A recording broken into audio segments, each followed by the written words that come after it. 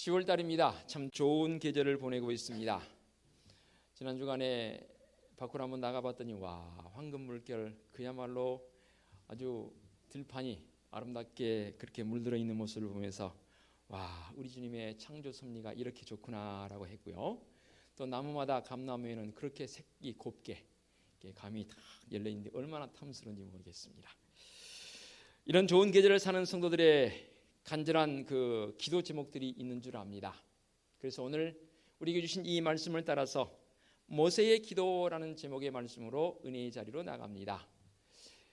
이 제목에 맞춰서 부제 제목을 하나 더 붙여본다면 주님의 길을 가게 하옵소서라는 그 기도 제목을 제가 붙여봅니다. 주님의 길을 가게 하옵소서. 모세의 간절한 기도였습니다. 과연 주님의 길을 가게 한다는 이 기도가 어떤 것인지 한번 말씀을 통해서 은혜의 자리로 나아갑니다. 오늘 이 33장의 말씀을 이해하려면 이 말씀의 전반부에 되어지는 상황들을 이해해야만 이 말씀이 더 쉽게 이해되어질 것 같아서 32장까지에 되어진 내용을 간략하게 요약을 하겠습니다.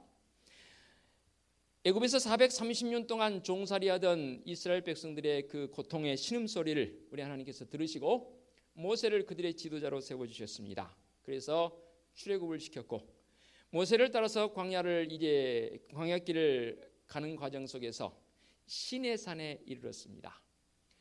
이 여정은 홍해를 건너고 광야를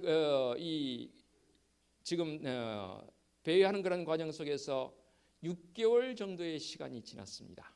시내산에 이르렀을 때 하나님께서 모세를 그 시내산으로 부르셨습니다. 아무도 동행하지 않도록 했고 시내산에 왜 불렀냐면 이제 이스라엘 백성들에게 말씀을 주시기 위해서. 그래서 32장까지 내용을 통해 보면은 성막을 짓는데 어떻게 지을 것인가 굉장히 구체적으로 표현이 되었습니다. 그래서 모세가 하나님께서 부르심을 따라서 시내산으로 올라갔고 그곳에서 이제 계명을 받는 그런 과정이 있습니다. 무려 40일 동안을 모세가 이 시내산에 들어가 있었습니다. 그러자 백성들은 마음에 불안함이 생겼습니다. 지도자 모세가 보이지 않으니까 백성들의 마음속에 자꾸만 이상한 생각이 듭니다. 우리의 지도자가 어디로 갔느냐? 우리를 위하여 우리를 인도할 신을 만들자라고. 그래서 그들이 이제 아론에게 제안을 합니다. 그러니까 아론이 이 송아지 형상을 만들어서 그리고 부녀자들에게 그들이 가지고 있는 금부치, 귀고리를 비롯해서 그런 것들을 다 가지고 오라. 그러니까 백성들이 그런 것들을 다 아론 앞에 내놓습니다. 그래서 그것을 녹여서 만들어진 이 송아지 신상에 금을 입힙니다. 그리고는 그것을 딱 전시해 놓고는 아론이 이렇게 선포를 합니다. 이는 너희를 애굽 땅에서 인도하여 낸 너희의 신이로다. 이 광경을 보시던 하나님께서 진노하시면서 내가 이들을 진멸하리라.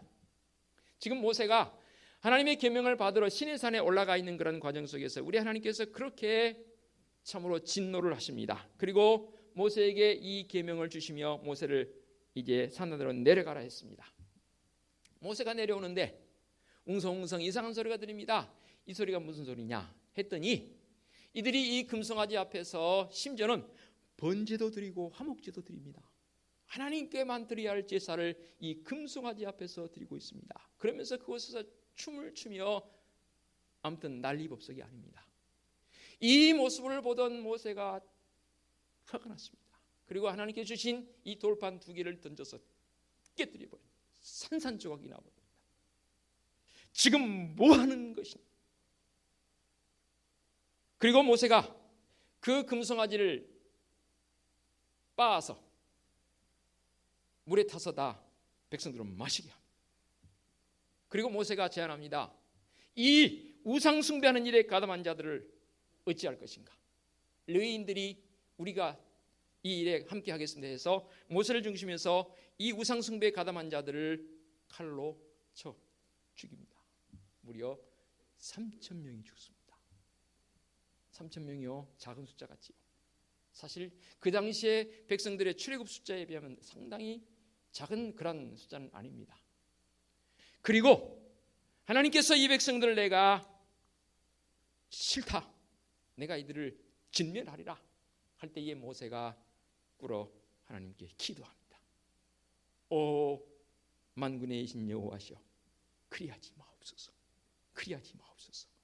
오늘 바로 그 내용이 오늘 본문의 말씀이 되겠습니다. 특별히 16절 말씀에 주께서 우리와 함께 행하심으로 나와 주의 백성을 천하 만민 중에 구별하심이 아니니까, 우리 하나님께서 진멸하시겠다고 하니까 모세가 하나님 앞에 이렇게 묻습니다. 오 하나님, 주의 백성을 친히 만민 중에서 구별해 세웠지 않습니까? 선민이지 않습니까? 라고 애절하게 기도합니다. 선민이 왜 선민입니까? 하나님께서 함께 하시기 때문에 선민 아닙니까? 이스라엘 백성들만 선민이 아니고 오늘 주님 예수 그리스도의 십자가의 구속의 은총이 내 것이라 고백하는 믿음의 성도들의 모습이 바로 선민 아니겠습니까? 택한 바 되어지는 성도들인 줄로 믿습니다. 내가 선민이라는 입장에서 바라보게 되면 하나님께서 함께 행하신다는 말은 주님의 길을 걷는 것이고, 한번 주님의 길을 걷는 맛을 들이면 도무지 다른 길을 걸을 수 없고 걷고 싶은 마음도 생기지 않는다, 그 말입니다. 그래서 모세가 오늘 말씀에 이렇게 기도를 드립니다. 15절, 주께서 친히 가지 아니하시려거든 우리를 이곳으로 올려보내지 마옵소서. 모세의 마음에 가나안 땅을 빨리 도달해서 적과 꿀이 흐르는 땅에서 정착하여 사는 것이 즐겁고 멋있고 좋은 게 아니고, 가나안 땅까지 가는데 하나님께서 정해주신 주의 길을 보여주시면서 주의 길을 걷게 하는 그 맛을 놓치고 싶지 않다는 그 내용의 기도가 바로 오늘 내용입니다. 왜냐하면 출애굽에서 홍해를 건너서 광야에서 만나를 먹이시고 물을 마시면서 적잖이 현재 지금 6개월 정도의 여정을 거쳐왔습니다. 이 6개월가량을 주님의 길을 걸으면서 시내산까지 왔는데 이 주님의 길을 걸어본 맛을 모세는 알고 있는 거예요. 주님께서 보여주시는 길을 걷는 것이 하나님께서 우리와 함께 행하심에 대한 구체적인 모습으로 그 주님의 길을 걷는 맛이 도대체 어떤 것인지를 말씀을 통해 보여주고 있다, 그 말입니다. 내가 지금 주님의 길을 걷고 있는지, 아니면 내가 선택한 나의 길을 걷고 있는지, 그리고 하나님의 이름을 부르고 있는지를 어떻게 구분해 갈 수 있을까요? 14절에 이렇게 말합니다. 여호와께서 이르시되 내가 친히 가리라, 내가 너를 쉬게 하리라. 아멘. 내가 친히 가리라, 내가 너를 쉬게 하리라. 이 말씀은 두 가지의 기준을 우리에게 제시합니다. 주님의 길을 나만 걷는 것이 아니고 나만 가는 것이 아니고 하나님께서 친히 가십니다.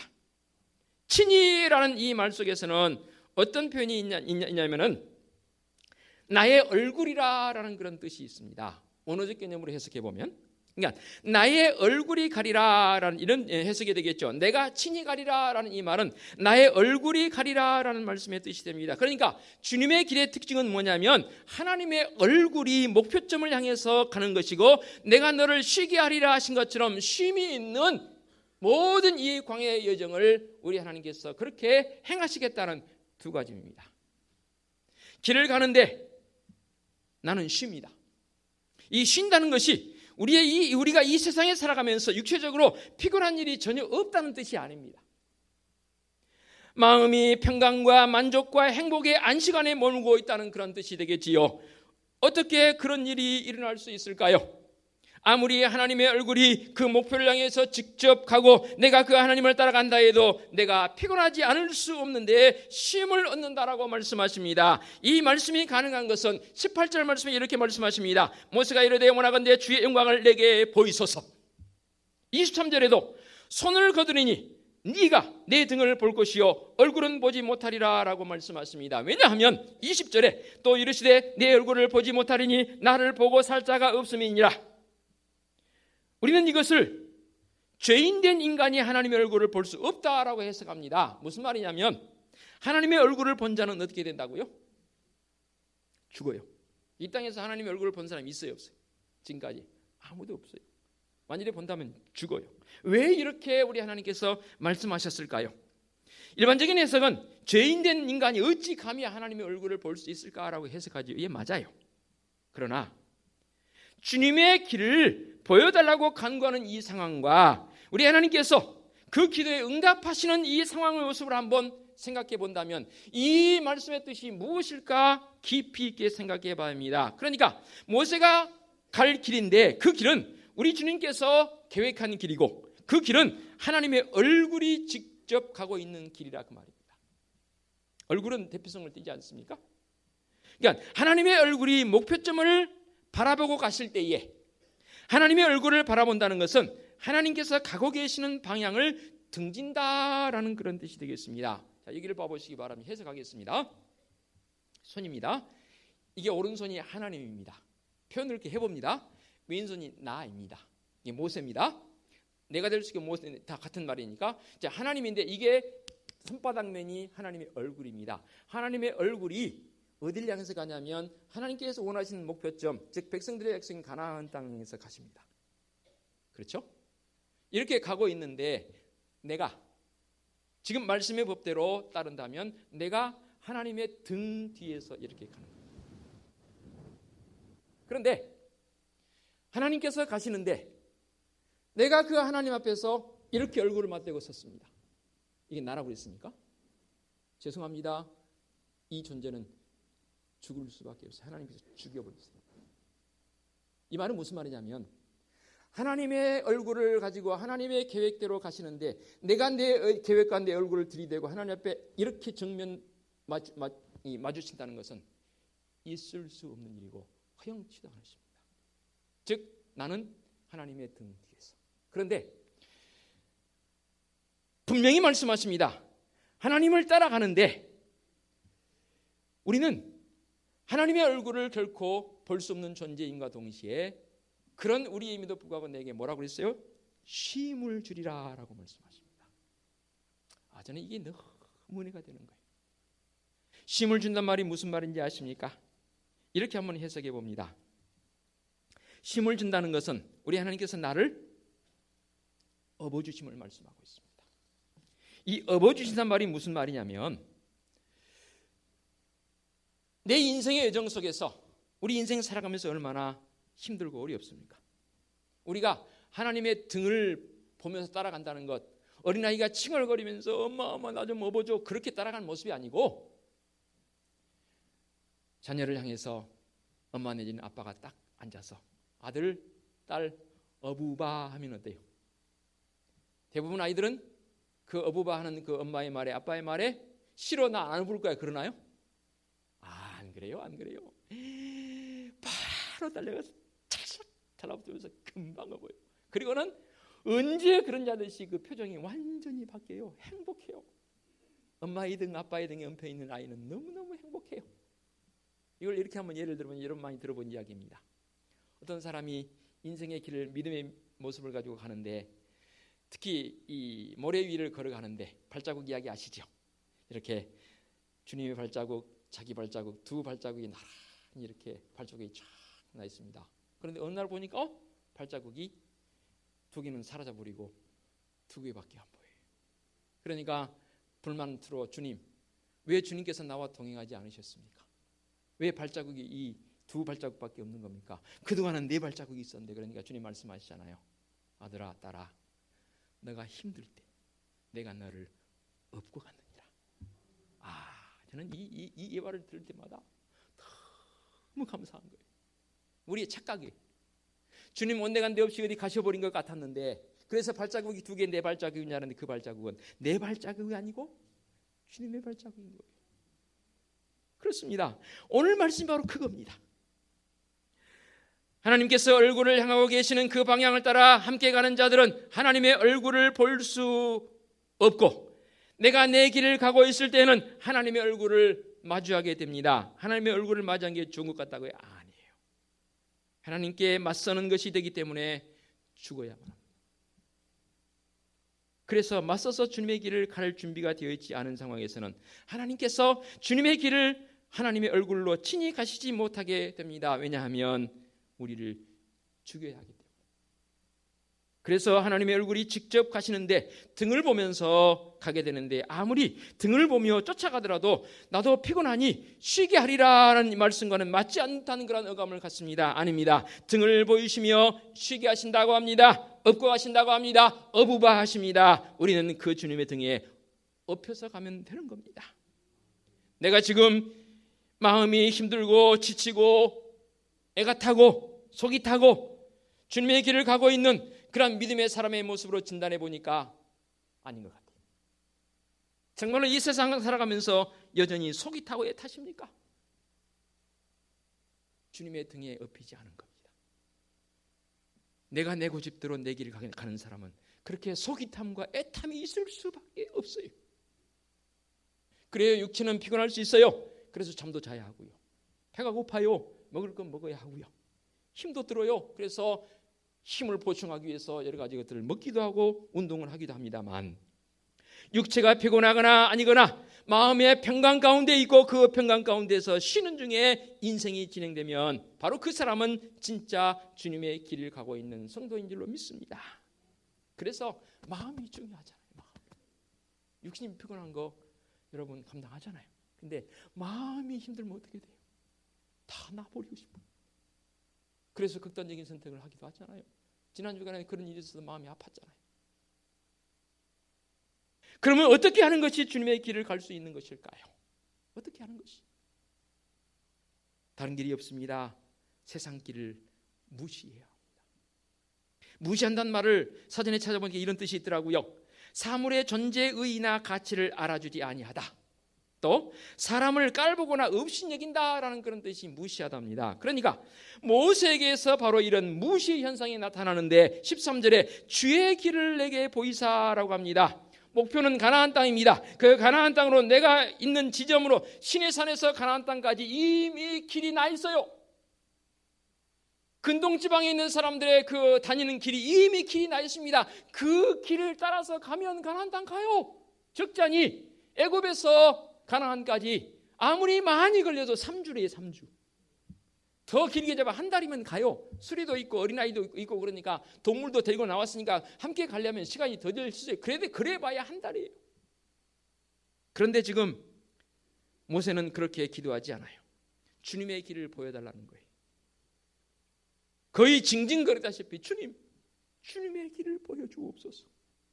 세상 사람들이 내놓은 그 길로 내가 가기를 원치 않습니다. 그 길은 내가 가야 할 길이 아닙니다. 시내산에서 가나안 땅까지 가는 길이 있음에도 불구하고 자꾸 주님의 길을 보여달라고 기도하는 이 모세의 그 굳은 신앙적 고백, 이 고백이 바로 나의 고백이 되어야 합니다. 이미 세상에 나 있는 길은 길로서 인정하지 않는 모세입니다. 모세는 이미 세상에 나 있는 길에 대해서는 아예 무시해버립니다. 이 세상에 얼마나 많은 길이 있나요? 얼마나 많은 길이 있나요? 생각에도 길이 있습니다, 여러분. 생각에 길이 있어서 공산주의자들은 그 공산주의적 사고를 따라서 나갑니다. 그 길 따라서. 자본주의자들은 그 자본주의 자유주의 생각을 따라 길을 따라 나갑니다. 신앙의 길을 가는 사람들은 그 길을 따라 나갑니다.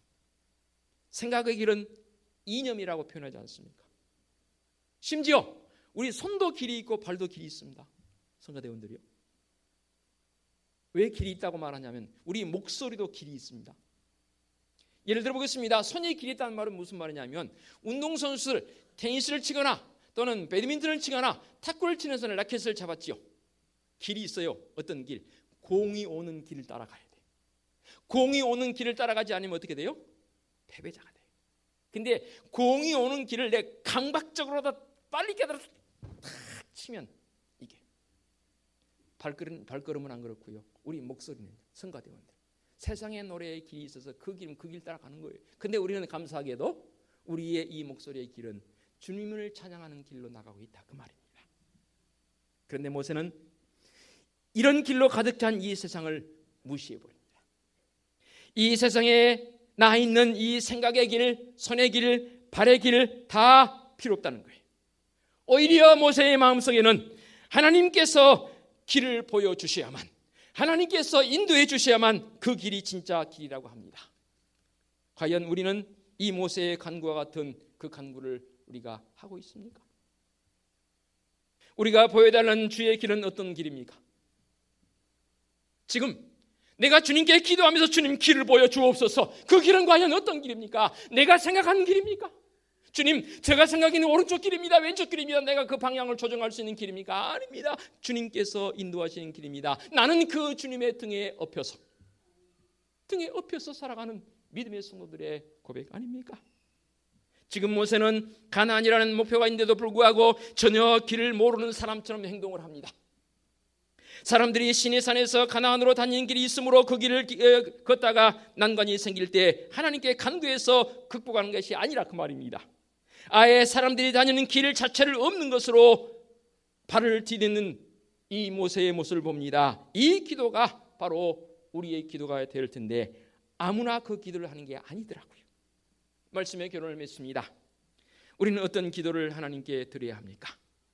12절 하반절 말씀, 17절 말씀에 같은 내용의 기도였습니다. 제가 이렇게 번역합니다. 12절 하반절, 주께서 전에 말씀하시기를 나는 이름으로도 너를 알고 너도 내 앞에 은총을 입었다 하셨사온즉, 17절, 너는 내 목전에 은총을 입었고 내가 이름으로 너를 알미니라 라고 했습니다.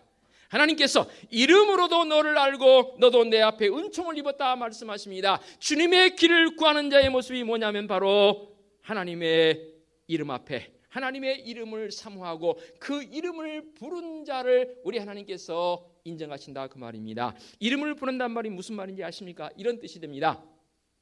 제가 아는 사람이 길을 갑니다. 그냥 아는 사람이에요. 이름 부를 때 어떻게 불러요? 바가목에 그냥 부르고 말지. 이렇게 고개 돌아보면 인사 꼬박하고 많은 정도. 그런데 내가 정말로 좋아하는 사람이에요. 서로 친분이 있어요. 근데 지나가요. 여러분 어떻게 불러요? 바가목에 부르고 마나요? 아니에요. 그러면 너무 반가운 거예요. 왜 그래요? 그 사람과 내 마음이 교통함이 있고 서로 친분이 있는 거예요. 그 사람도 나를 알아봐요. 내가 먼저 알아봤어요. 내가 여호와의 이름을 얼마나 사모하며 불렀는지 몰라요. 모세가 그랬어요. 하나님께서 그 마음을 하시고 내가 너 이름을 안다. 너가 나를 불렀으니까. 언젠가 나 말씀드렸네요. 어느 집에 딸이 어머니가 병원에 입원해 계십니다. 친정어머니가 병원에 입원해 계셔서 병문안을 갑니다. 그 어머니가 연로하셔서 흰머리가 가득하고 이제 건강이 여의치 않아서 병원에 갔더니 어머니가 쭈그리고 이렇게 옆으로 누워 계십니다. 그러면서 그 엄마가 엄마 부릅니다. 꿈을 꾸는 것 같아요. 그 어머니가. 딸이 그 광경을 보고 눈물이 주르르 솟습니다. 우리 엄마에게도 엄마가 계셨구나. 나에게만 엄마가 계신 줄 알았더니 내 어머니에게도 엄마에게도 엄마가 계셨구나. 누워서 이제 거동치 못한 그 어머니의 그 마음속에 엄마의 이름을 부른다는 건 뭐예요? 비록 이 땅의 육신의 모습은 보이지 않지만 그 엄마의 사랑을 받고 자라서 결혼해서 자녀를 낳았지만 아직도 이제 연로하여서 병석에서 그 엄마의 모습이 그리운 거예요. 그래서 병석에 누워서 엄마 부릅니다. 애절함이 있잖아요. 비록 계시지 않지만 이처럼 여호와의 이름을 부른다는 것은 내가 그 이름을 사모하고 내가 그 이름이 아니면 살 수 없기에 그 이름을 부르며 주여 주님의 길을 내게 보여주옵소서. 세상 사람들은 자기의 길을 따라서 여기 있고 길이 저기 있다 길이 저기 있다 말하지만 주님 저는 그 길이 저게 필요한 게 아니고요. 주님의 길을 내게 보여주옵소서. 그런데 하나님께서 내가 친히 너와 함께 하리라. 그리고 내가 너에게 쉼을 주리라. 기도하겠습니다. 하나님 아버지, 주님의 길을 걷는 자들을 되게 하여 주시옵소서. 우리는 자꾸만 세상의 길로 걸어가려고 합니다. 이 어찌된 일입니까? 주님 불쌍히 여겨 주시옵소서. 나의 길이 아니고 내가 생각하는 길이 아니고 주님의 길을 걷기를 원합니다. 이런 모세의 기도가 오늘을 사는 나의 기도가 되게 하여 주시옵소서. 예수 그리스도의 이름으로 기도하옵나이다. 아멘.